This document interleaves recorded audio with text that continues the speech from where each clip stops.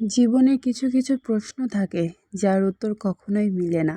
জীবনে কিছু ভুল থাকে যা কখনোই শোধরানো যায় না।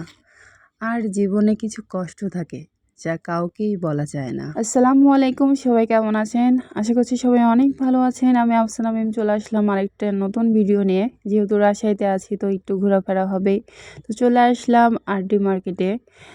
একটু কোকারিজের দোকানে চলে এসেছি। কিছু কোকারিজ একটু ভালো লাগলো তো কিছু কিনে নিলাম। তো প্যাকেট করা হচ্ছে এখানে।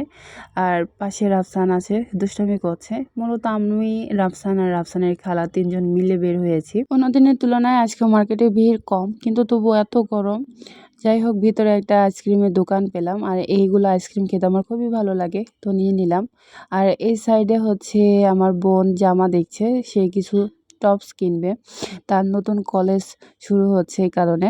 আর এই সাইডে হচ্ছে রাফসান এই টুলটা নিয়ে যাবে দোকান থেকে, বায়না ধরেছে, তো তাকে বললাম বাবা কিনে দিবে।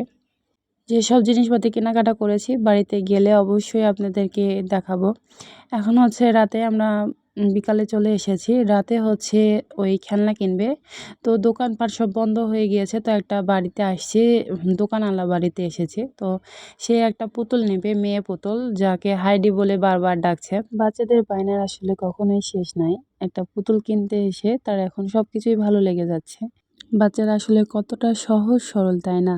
নিষ্পাপ তাদেরকে এই জন্যই বলা হয়, কারণ সামান্য একটা পুতুলকেও তারা জীবন্ত মনে করছে, জীবন্ত মনে করে নানান কথা বলছে। তো আমার রাফসান তো তাকে বুকে জড়িয়ে নিয়ে বলছে, চলো আমরা এখন নানির বাড়ি যাব। অনেকক্ষণ হচ্ছে একটু হাঁটাহাঁটি করছি, তো ভাবলাম একটু ঠান্ডা কিছু খাওয়া যাক, তাহলে একটু ভালো লাগবে। এই জন্য একটা কোল্ড ড্রিঙ্কস কিনে নিলাম।